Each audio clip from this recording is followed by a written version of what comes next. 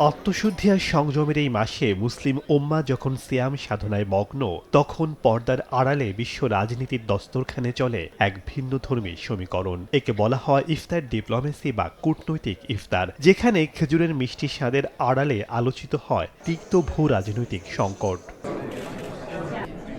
যুক্তরাষ্ট্রের হোয়াইট হাউসে টমাস জেফারসনের আমল থেকে শুরু করে আধুনিক যুগে ডোনাল্ড ট্রাম্প পর্যন্ত সবার আমলে ইফতার মাহফিল আয়োজন একটি প্রথা হয়ে দাঁড়িয়েছে। কিন্তু এই আয়োজনের পেছনে থাকে গভীর কৌশল। মুসলিম বিশ্বের দেশগুলোর সাথে সুসম্পর্ক বজায় রাখা এবং নিজ দেশের মুসলিম নাগরিকদের মন জয় করাই থাকে এর মূল লক্ষ্য।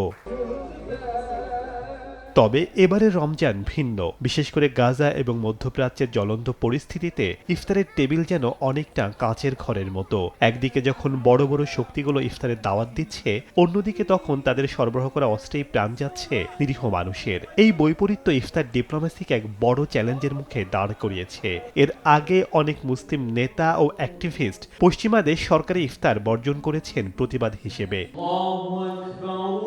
ইফতারের টেবিলে অনেক সময় চরম শত্রুরাও পাশাপাশি বসেছে। মধ্যপ্রাচ্যের দেশগুলোর মধ্যে সম্পর্কের উন্নয়ন কিংবা দুই রাজনৈতিক পক্ষের সমঝোতা, অনেক কিছুই শুরু হয় এক গ্লাস শরবত আর এক টুকরো খেজুর বিনিময়ের মাধ্যমে। একে বলা হয় সফট পাওয়ার কূটনীতি।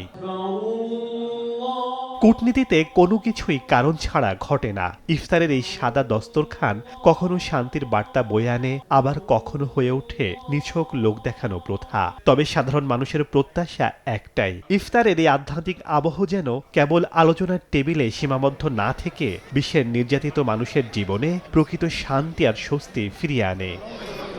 শেখ সাদি মারজান, সময় সংবাদ।